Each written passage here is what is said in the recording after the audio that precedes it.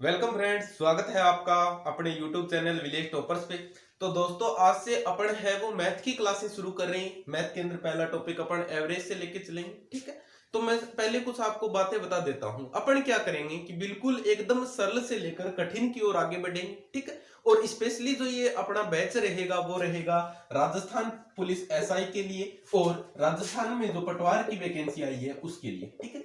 वैसे मैथ को किसी एक एग्जाम के लिए पढ़ना या एग्जाम के लिए पढ़ाना ऐसे पॉसिबल नहीं है कि ऐसा ये पटवार में ही क्वेश्चन आएंगे, ये एसआई में भी क्वेश्चन आएंगे, ठीक है। लेकिन अपना रहेगा क्या, एकदम जो कमजोर स्टूडेंट है जिन्होंने मैथ पहले नहीं पढ़ा या जिनको मैथ में प्रॉब्लम होती है, उनके हिसाब से बिल्कुल जीरो से लेकर चलेंगे और एकदम हाई लेवल तक, यानी जिस लेवल तक पटवार और एसआई में क्वेश्चन पूछे जा सकते हैं उस लेवल तक अपन लेके चलेंगे। अगर मैं बात करता हूं एसआई की, तो मैथ और रीजनिंग के आप देखते हो 10 क्वेश्चन आते हैं, 10 क्वेश्चन आते हैं जो कि 20 नंबर के होते हैं, ठीक है।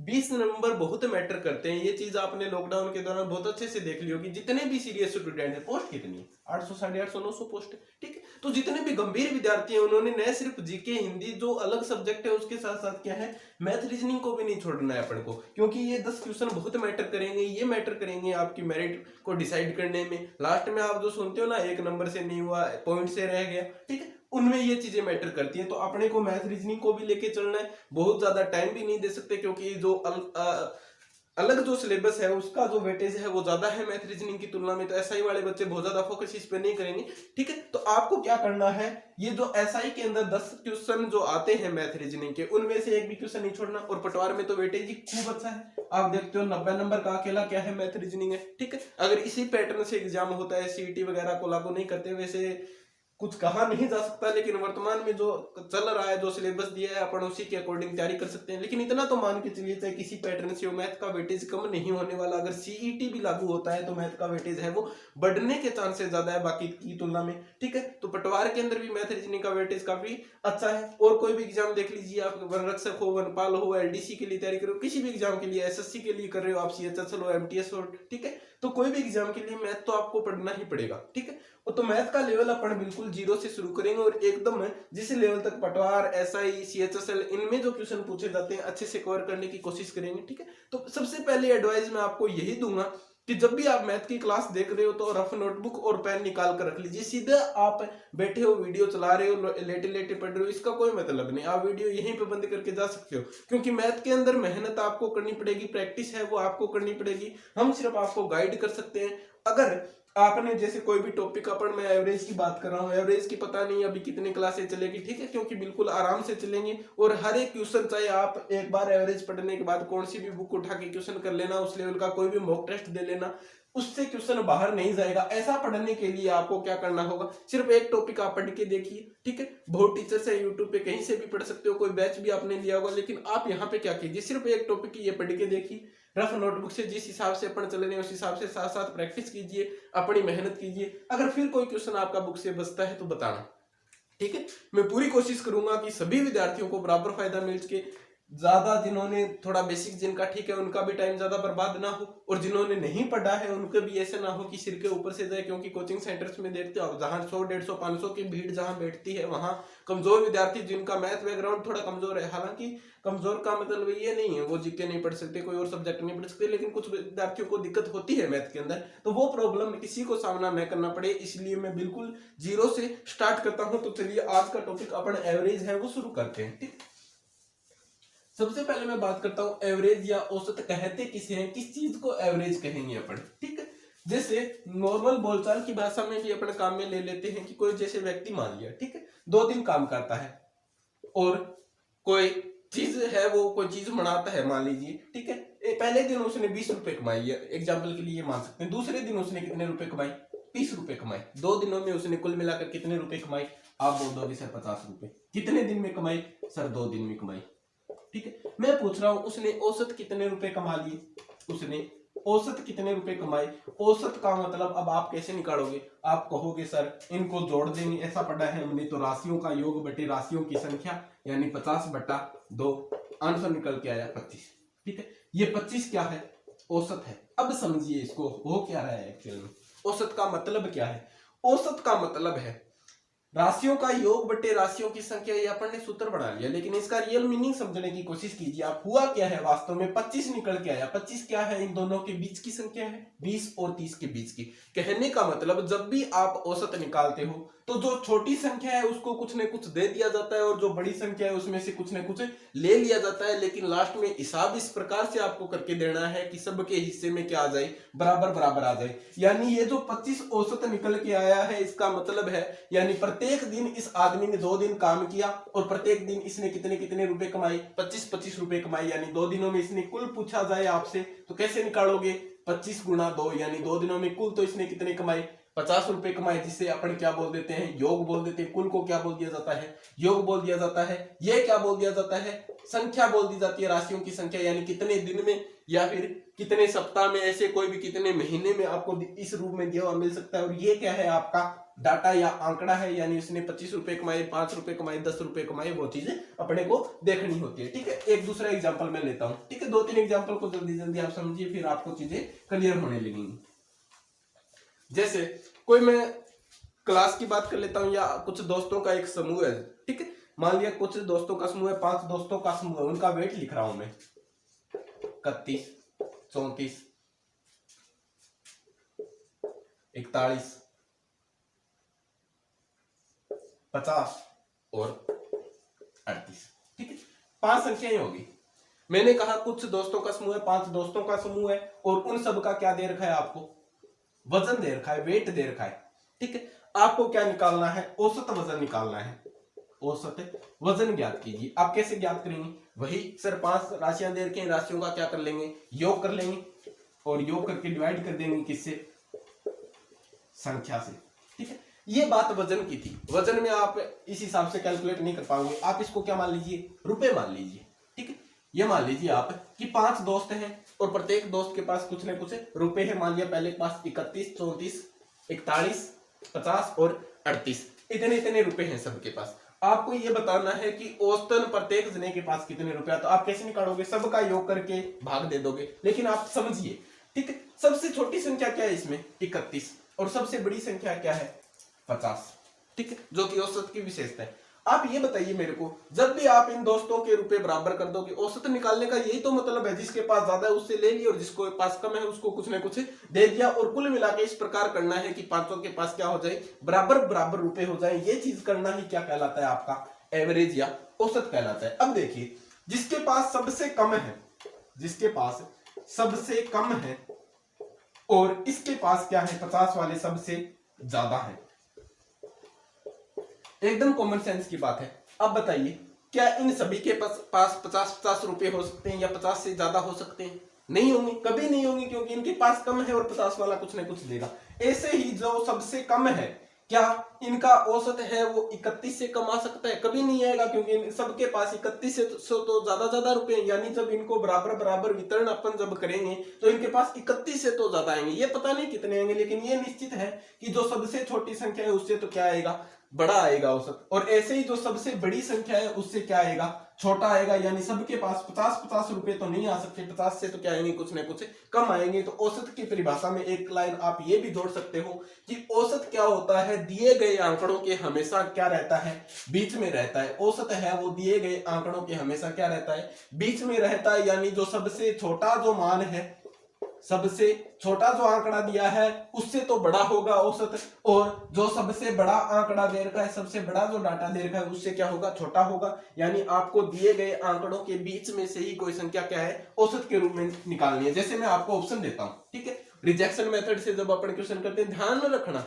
कोई भी ट्रिक, कोई भी फॉर्मूला, कोई भी मेथड आप लगा सकते हो। ठीक है, बस होना क्या चाहिए, कंपटीशन एग्जाम में टाइम कहाँ रहता है ज्यादा, ठीक है, कम से कम टाइम में सवाल होने चाहिए और आपसे हो जाना चाहिए। बस कैसे ही हो, चाहे कोई बुक के तरीके से हो, कोई टीचर के तरीके से हो, कोई ट्रिक से हो।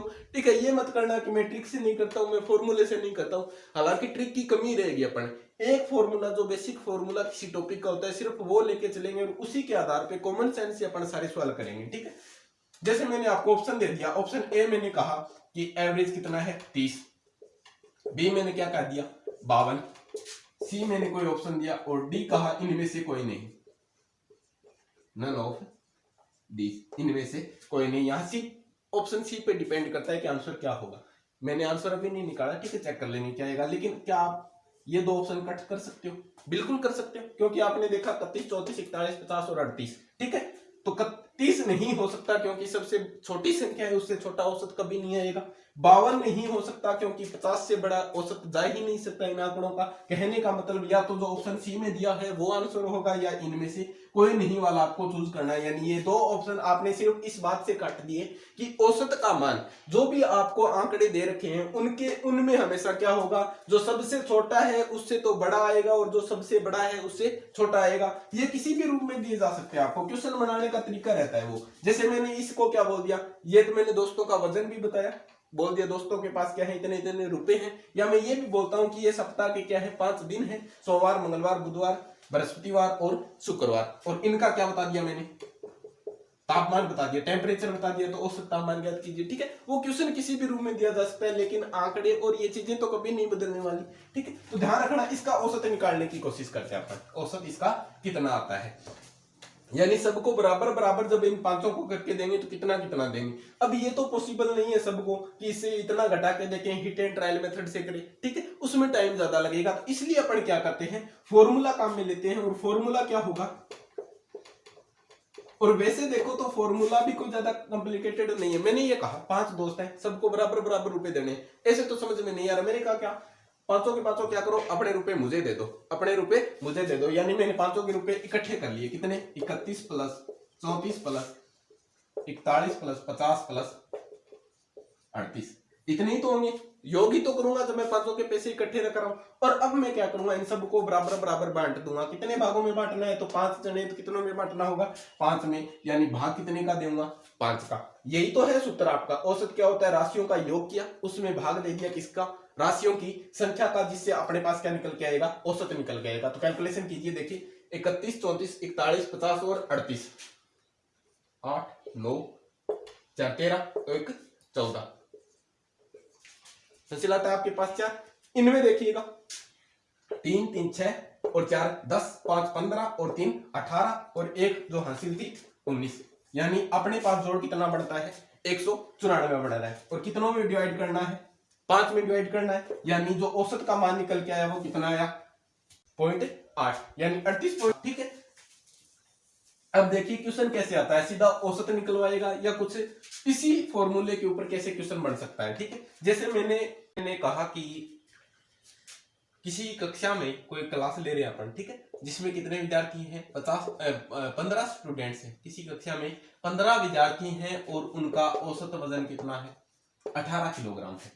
किसी कक्षा में 15 विद्यार्थी हैं और उनका औसत वजन कितना है, 18 किलोग्राम है। तो क्या आप बता सकते हैं उन विद्यार्थियों का कुल वजन कितना है, कुल वजन कितना है। तो कैसे निकालेंगे, वही औसत का सूत्र क्या होता है, एवरेज से लिख रहा हूं मैं, ठीक है।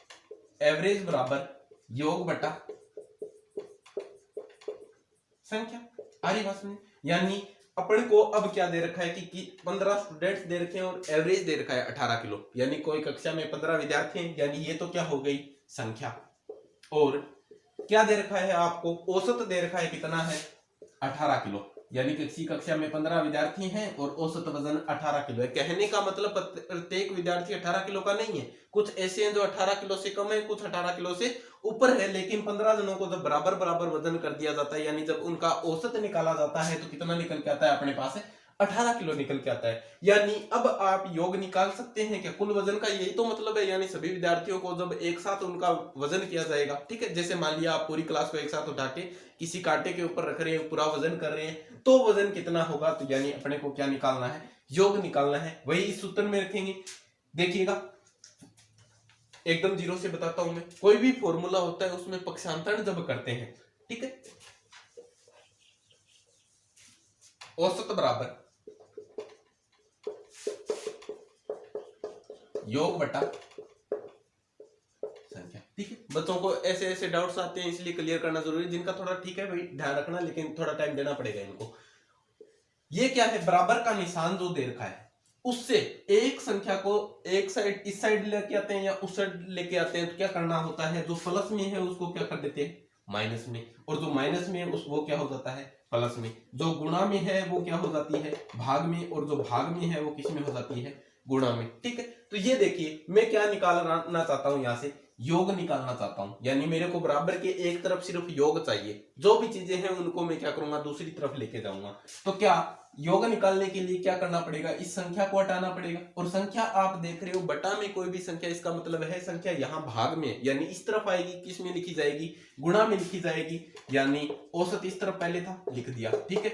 गुणा क्या किया मैंने संख्या, और बराबर क्या निकल के आया आपका योग, ठीक है। या मैं ऐसे भी लिख सकता हूं योग इस तरफ और दोनों के दोनों इस तरफ, यानी पूरी की पूरी जब LHS और RHS लेफ्ट हैंड साइड और राइट हैंड साइड आपस में बदल दी जाती है तो कोई चेंज नहीं आता, क्योंकि वो एक दूसरे से कैंसिल आउट हो जाते हैं। लेकिन जो कमजोर, जिनको नहीं पढ़ा है बेसिक, वो ध्यान रखना, यहाँ संख्या क्या है बटा में, बटा में होने का मतलब वो क्या है भाग में, और इस तरफ आएगी तो क्या हो जाएगी गुणा में हो जाएगी। जैसे मैंने यहाँ पे +1 लिखता, ठीक है। इस फॉर्मूले में आप क्या करते, इस फॉर्मूले में पक्षांतरण करने के लिए आप क्या करते, संख्या भाग में सीधा गुणा में ला सकते थे क्या, नहीं ला सकते थे, ठीक है। पहले प्लस माइनस के साइन को हल करना जरूरी होता है। अगर इस कंडीशन में कहूं मैं आपको कि पक्षांतरण करिए आप इस फॉर्मूले का, तो आप क्या लिखेंगे औसत, एवरेज, प्लस का क्या है 1 है उस साइड, तो पहले 1 को यहां लाना होगा, औसत में से 1 को घटाना होगा, ये फिर क्या बनेगा पूरा का पूरा ब्रैकेट में बनेगा बराबर। अब क्या है योग, और योग के भाग में क्या है संख्या है, तो अब इसके पूरे के गुणा में क्या आएगी संख्या आएगी, ठीक है। यहां पूरे के गुणा में संख्या आएगी। ये चीजें थोड़ी सी ध्यान रखना जिनका बेसिक कमजोर है, हालांकि लगभग सभी बच्चे कर लेते हैं, लेकिन ध्यान रखना सीधा जो भाग और गुणा है उसको सोल्व करने से पहले प्लस और माइनस को सोल्व करते हैं, ठीक है। उसके बाद गुणा या भाग को, ये सिंपल फॉर्मूला था, इसमें कोई दिक्कत नहीं थी, सभी ने कर लिया होगा। यानी योग का सूत्र अपने पास क्या बनता है, योग बराबर औसत गुणा संख्या।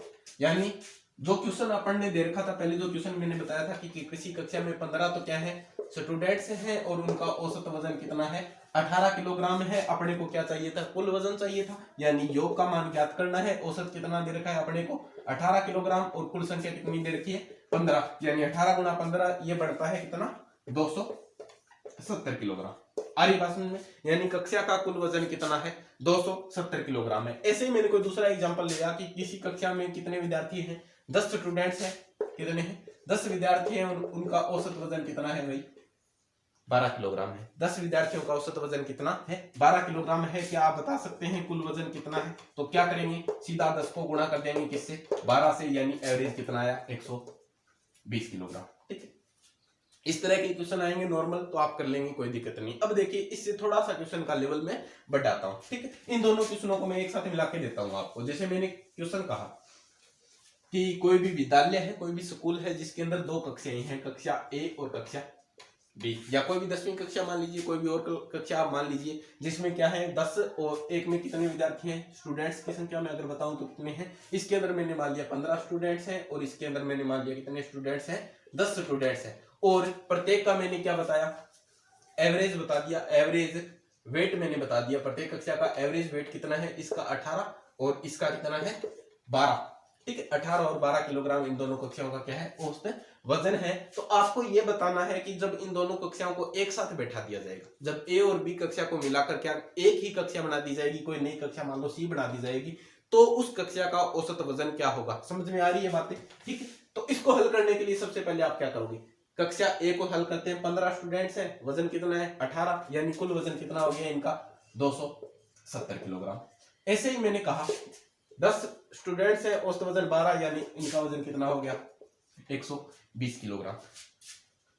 एक ही स्कूल है, एक ही विद्यालय है, 2 कक्षाएं हैं या 2 सेक्शन हैं, जिनमें एक में 15 बच्चे 18 किलोग्राम, क्या औसत वजन कुल वजन कितना 270 किलोग्राम। ऐसे ही 10 विद्यार्थी हैं, 12 इनका औसत वजन है, कुल वजन कितना हो गया 120 किलोग्राम। मैंने कहा इन दोनों को एक साथ बैठा दीजिए, एक साथ बैठाओगे तो कुल बच्चे कितने हो जाएंगे, कुल स्टूडेंट्स कितने हो जाएंगे 25।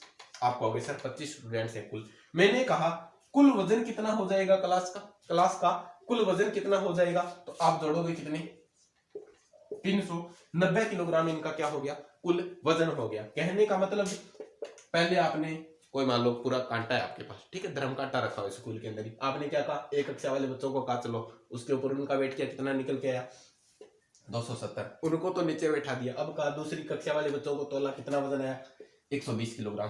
फिर कहा दोनों एक काम करो, एक साथ ही इसके ऊपर बैठो, एक साथ जब कंटे के ऊपर बैठेंगे तो वजन कितना आएगा 90 किलोग्राम, यानी इन 25 बच्चों का कुल वजन कितना हो गया? कुल बच्चे कितने? 25, कुल वजन कितना? 390 किलोग्राम। अपने को चाहिए क्या? औसत निकालना, यानी इन कुल बच्चों का औसत कितना है, तो कैसे निकालोगे आप? 390 में भाग देंगे किसका? 25 का। किसी को ये तो नहीं हो रहा है कि सर स्टूडेंट की संख्या निकालने के लिए आपने जोड़ दिया, कुल वजन के लिए आपने जोड़ दिया, तो इन औसत को ही जोड़ देते, 20 और 10 है 30 निकला है। ऐसा तो नहीं है ना किसी के, ठीक है। औसत ऐसे नहीं जुड़ेगा भाई, सबसे पहले कुल जोड़ के हिसाब से जोड़ना होता है, सीधा औसत मत जोड़ देना कि इनका औसत वजन 18 था, इनका औसत वजन 12 है, तो मिला के इनका जोड़ दिया और औसत वजन कितना हो गया? 30। ऐसा नहीं होता है, ठीक है। तो कैसे करेंगे? 390 में भाग देंगे किसका? 25 का। आंसर आपके पास निकल के आएगा 25 एकम 25, ठीक है। 14 0 140 25 5 125 पॉइंट, और उसके बाद आता है 6, यानी 15.6 किलोग्राम आपका कितना निकल के आया है? औसत वजन निकल के आया है। इस प्रकार से आपको क्वेश्चन करने होते हैं, ठीक है। क्वेश्चन उम्मीद करता हूं समझ में आएगा। साथ साथ रफ कॉपी और पेन में इस तरह के क्वेश्चन करने की कोशिश करना। कल के लिए होमवर्क के लिए इससे रिलेटेड ही मैं आपको एक क्वेश्चन देता हूं, ठीक है। इस क्वेश्चन को आप कैसे करोगे? हालांकि ऐसे क्वेश्चन मैंने नहीं बताए हैं, कल की क्लास में अपन डिस्कस करेंगे, लेकिन देखना आप, मैं क्वेश्चन आपको क्या बता रहा हूं। मैंने ये कहा कि कोई स्कूल है जिसके अंदर कक्षा के अंदर कितने स्टूडेंट हैं? 25 स्टूडेंट हैं। कितने स्टूडेंट हैं? 25 विद्यार्थी हैं, और उनका औसत वजन नहीं, 25 स्टूडेंट है और उनका औसत वजन मैंने बता दिया कितना है? 15.6 किलोग्राम है। जो अभी सवाल के ना उसी के तर्ज पे मैं नया क्वेश्चन बना रहा हूँ। 25 विद्यार्थी हैं, औसत वजन कितना है? 15.6 किलोग्राम है। मैंने क्या किया, इन 25 बच्चों में से मैंने 10 बच्चों को अलग कर लिया, ठीक है। 10 बच्चों को अलग बैठा दिया, और जब मैंने उनका औसत वजन निकाला तो कितना निकल गया? 12 किलोग्राम निकल के आया। तो जो शेष बच्चे बच गए, कितने बच गए भाई? आप बताओगे, जो कक्षा के अंदर बच्चे कितने बच गए? 15 जो स्टूडेंट्स बच गए, उनका एवरेज कितना है? उनका एवरेज औसत वजन कितना है, ये आपको बताना है, ठीक है। इसी क्वेश्चन से आप कैसे करोगे? देखिए मैंने क्या कहा, 25 विद्यार्थी हैं, कुल वजन कितना है, यानी सॉरी कुल वजन नहीं, 25 विद्यार्थी हैं और इनका औसत वजन कितना है? 15.6 किलोग्राम है। इनमें से ही मैंने 25 में से 10 बच्चों को मैंने बाहर निकाल लिया, ठीक है। ऐसा हो सकता है क्लास के अंदर 25 बच्चे थे, 10 बच्चों ने होमवर्क नहीं किया हुआ, मैंने कहा चलो बाहर, चलो इन बच्चों को बाहर निकाल दिया, और बाहर निकाल के मैंने जब इनका औसत निकाला तो कितना निकल के आया? 12 किलोग्राम। तो क्लास के अंदर जो 15 बच्चे बैठे रह गए, जो होमवर्क करके लाए थे, जो क्लास में पहले से बैठे हुए, उन बच्चों का एवरेज आप बता सकते हैं क्या? क्या ये पॉसिबल है? ऐसा सवाल किया जा सकता है, ठीक है, किया जा सकता है। तो इसका आंसर क्या होगा, कमेंट करके आप बता देना, रफ कॉपी में सोल्व करके। आगे क्लास बढ़ाते हैं, बाकी कल इस प्रकार के क्वेश्चन अपन डिस्कस करेंगे, ठीक है। एक क्वेश्चन मैंने इससे रिलेटेड थोड़ा सा और लिया, ठीक है, कि कोई क्लास है जिसके अंदर कितने स्टूडेंट्स हैं। अभी सोल्व मत करो, एक बार, ठीक है, रफ कॉपी एक बार रख दो, बाद में कर लेना, या फिर वीडियो को पॉज करके आप क्या कर सकते हो, पहले क्वेश्चन सोल्व करके कमेंट कर दो, उसके बाद ये समझ लेना, लेकिन इसको आराम से समझना। किसी कक्षा में कितने स्टूडेंट्स हैं? 15 स्टूडेंट्स हैं, और मैंने कहा इनका औसत वजन कितना है? 28 किलोग्राम। कोई दिक्कत नहीं, ठीक है। मैंने कहा किसी कक्षा में 15 विद्यार्थी हो सकते हैं और उनका औसत वजन कितना है? 28 किलोग्राम है। अब क्या होता है, इस कक्षा के अंदर एक अध्यापक भी आ जाते हैं, टीचर आ जाते हैं, यानी क्लास के अंदर जब टीचर भी आ जाएगा तो कुल जने कितने हो जाएंगे? 16 हो जाएंगे, ठीक है। कक्षा के अंदर जब टीचर आ जाता है तो औसत है वो 2 बढ़ जाता है, 2 बढ़ जाता है। कहने का मतलब 28 से 2 बढ़कर कितना हो जाएगा? 30 किलोग्राम हो जाएगा, यानी कक्षा का औसत वजन कितना हो जाएगा? 30 किलोग्राम हो जाएगा। तो अपने को बताना है अध्यापक का वजन कितना है, यानी जो टीचर आए हैं उनका वेट कितना है, ये क्वेश्चन करने की कोशिश करते हैं। 15 विद्यार्थी हैं, कुल वजन कितना? 28 किलोग्राम। औसत वजन कितना? 28 किलोग्राम। क्लास में जब टीचर आएगा तो औसत वजन कुछ बड़ा है, और बढ़ के कितना हो गया? 28 से सबका औसत वजन 30 हो गया, ठीक है। तो अपने को ये बताना है कि टीचर का वेट कितना है।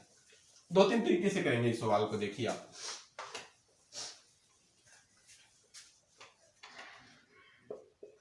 15 स्टूडेंट, प्रत्येक 28 किलो वजन होने का मतलब है, औसत वजन होने का मतलब है, आप वजन की जगह इसको क्या मान लीजिए? रुपए मान लीजिए, ठीक। क्लास के अंदर कितने बच्चे हैं? 15 बच्चे हैं, प्रत्येक कितना कितना रुपए लेके आया घर से? 28 रुपए लेके आया। कहने का मतलब किसी के पास कम ज्यादा होंगे, लेकिन उन्होंने बिल बांट के औसत निकाल लिया और सबके पास अब कितने कितने रुपए?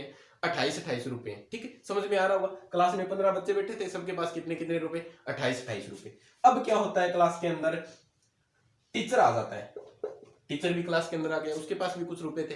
बच्चों ने बताया सर हमारे पास तो 28 रुपए हैं। टीचर ने कहा चलो कोई बात नहीं, मैं भी आपके साथ शामिल होता हूँ, अपन भी क्या करते हैं औसत निकाल लेते हैं, सारे बराबर हो जाते हैं। अब टीचर के आने से सब बच्चों के पास कितने कितने रुपए आ गए, यानी औसत 2 बढ़ गया। कहने का मतलब सबके पास कितने कितने रुपए हो गए, 30 रुपए हो गए। किसी को दिक्कत है क्या? नहीं है ना। 15 बच्चे थे, सबके पास 28 रुपए थे। टीचर आया क्लास में, टीचर के पास कुछ ज्यादा थे तभी तो सबके पास 30 हुए, कॉमन सी बात है। यानी टीचर के आने से सबके पास कितने कितने रुपए हो गए, 30 रुपए हो गए। अब आपको ये बताना है कि टीचर कितने रुपए लेके आया था, यानी जब टीचर क्लास में आया था तो उसके पास कितने रुपए थे। यही तो है, टीचर का वेट कितना था, या टीचर क्लास में जब आया तो उसके पास कितने रुपए थे। इस बात को अपने को कैलकुलेट करनी है, ठीक है। तो इसके 2-3 तरीके हैं। एक चीज तो सबसे पहले तो जो नॉर्मल फॉर्मूले के हिसाब से जो चलते हैं उस हिसाब से देखिए आप। 15 बच्चे थे, प्रत्येक के पास कितने रुपए हैं, 28 रुपए हैं। और यानी कहने का मतलब है क्लास के अंदर कुल रुपए जोड़ सकते हो क्या आप, कुल रुपए बता सकते हो। यानी क्लास में जो 15 बच्चे बैठे हैं, प्रत्येक के पास 28 रुपए, यानी कुल रुपए कितने थे क्लास के अंदर। तो 15 को जब 28 से गुणा करेंगे कितना आएगा, 15 तिये 45, 450 से कितने कम है, 30 कम है, यानी 420 रुपए।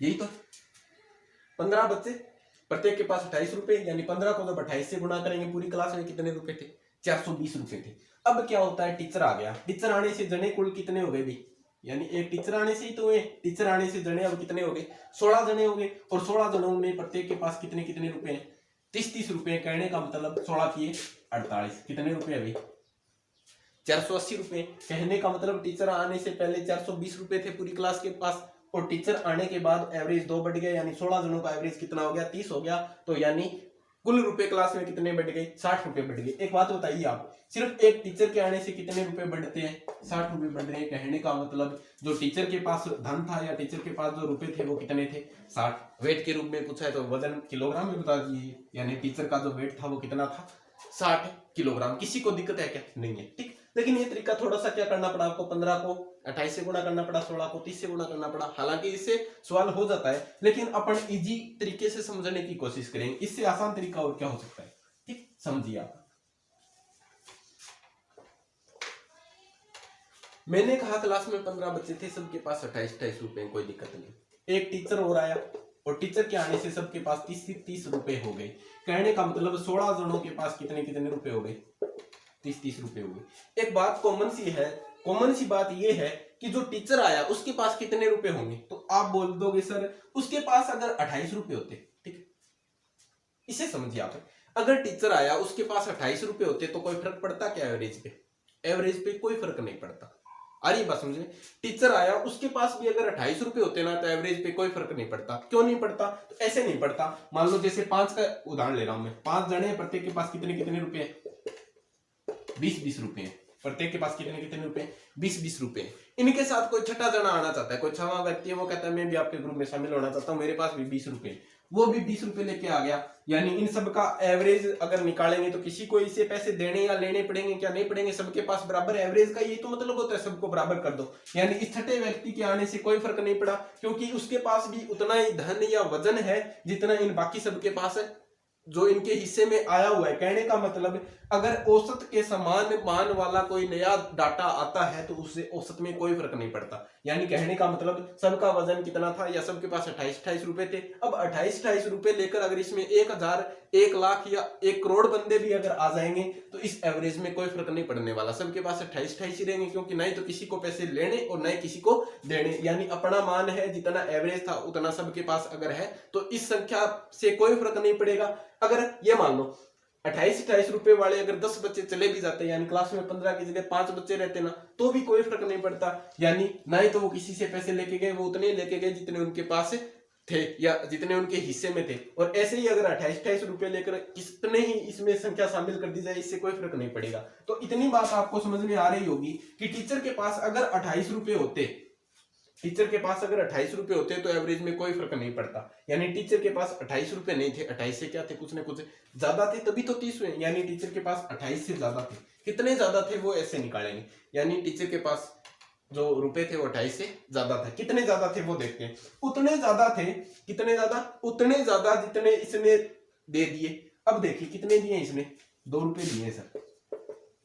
अरे 2 रुपए नहीं दिए, ध्यान से देखिए कितने हो गए यहाँ, 16। सारे टीचर समेत कुल कितने हो गए, सारे 16 बंदे हो गए क्लास में, ठीक है। तो 16 जनों को 2-2 रुपए दिए, कहने का मतलब इसने कितने रुपए दिए हैं भाई, 32 रुपए दिए। अकेले टीचर ने मिलकर कितने रुपए दिए, 32 रुपए दिए। कहने का मतलब एवरेज कितना आएगा, 60।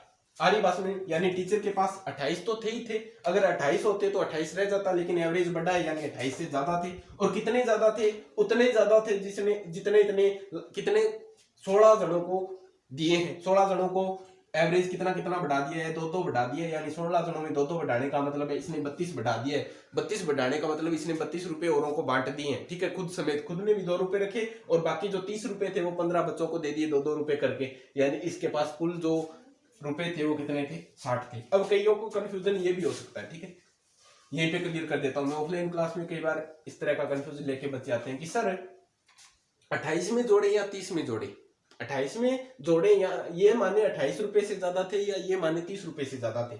सही यही रहता है, नॉर्मली ज्यादातर सवाल में इसी तरीके से बताऊंगा, ठीक है। लेकिन किसी को कंफ्यूजन हो रहा है तो मैं 30 वाले हिसाब से भी बता देता हूँ। आप ये मान लीजिए कि टीचर के पास 28 नहीं थे, कितने थे, 30 रुपए थे, ठीक है। अब टीचर वाला तो आ गया ना, टीचर को अब शामिल नहीं करेंगे ना। टीचर ने मान लो बाद में टीचर के आने के बाद एवरेज कितना हुआ है, 30 रुपए। क्लास में टीचर जब आ चुका है, एवरेज 30 रुपए निकाल चुका है। अब आपने क्या कर लिया, टीचर के पास जेब में कितने रुपए पड़े हुए, 30 रुपए पड़े हुए। टीचर वाला तो एक साइड रख दिया कि हाँ श्रीमान जी आप एक साइड खड़े हो जाइए, आपके पास 30 रुपए हैं, पूरी क्लास के पास 30 रुपए, ठीक। अब मैं क्या करूंगा, बच्चों से पूछूंगा कि आपको टीचर ने कितने दिए। अब बच्चों से पूछा मैंने कितने बच्चे हैं, 15 बच्चे, और सबने कहा सर हमें तो 2-2 रुपए दिए।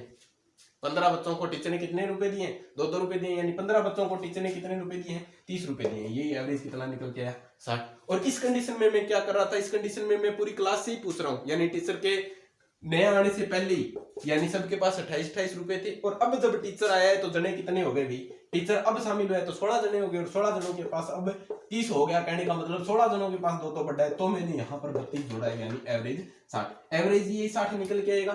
चाहे आप सीधा इस तरीके से समझ के कर लीजिए, पूरा वो 15 गुणा 28 करके वो निकाल रहे थे, उस तरीके से कर लीजिए, ठीक है। लेकिन ज्यादा सा कौन सा रहेगा, ये सीधा समझने से रहेगा, क्योंकि इस प्रकार के अगर अपन 5-10 सवाल करेंगे कल की क्लास में तो आपको आराम से क्लियर हो जाएगा। तो अपने दोस्तों तक इस क्लास को शेयर करना, ठीक है। एक एडवाइस जरूर मानना, चाहे कोई भी बुक आप ले रहे हो, नहीं खरीदी है तो कोई भी बुक आप ले सकते हो, ठीक है। और अगर खरीदी हुई है, किसी के पास पुरानी बुक पड़ी है, चाहे कोई सी भी बुक हो, बहुत बड़ी बुक या बहुत नई किताब से आप ज्यादा नहीं पढ़ सकते हैं, ठीक है। जो भी किताब आपके पास है उस किताब से आप क्या करना, 5-7-10 क्वेश्चन करने की कोशिश करना, ठीक है। उन क्वेश्चनों को सोल्व करने की कोशिश करना। बाकी 1-2 क्लासें होने के बाद आपको थोड़ा कॉन्फिडेंस आएगा, एक बार सवाल ना आए तो कोई दिक्कत नहीं। लेकिन मैथ में सिस्टम यही करना पड़ेगा आपको, खुद को माथापच्ची जब तक आप नहीं करोगे तब तक आपकी कैलकुलेशन स्ट्रॉन्ग नहीं होगी, ठीक है। और ना ही आप हैं वो उन सवालों से उस प्रकार से जूझ पाओगे, ठीक है। तो धीरे धीरे कोशिश करना, आप भी प्रैक्टिस शुरू कर दो, ठीक है। बाकी क्लास को शेयर करना, धन्यवाद।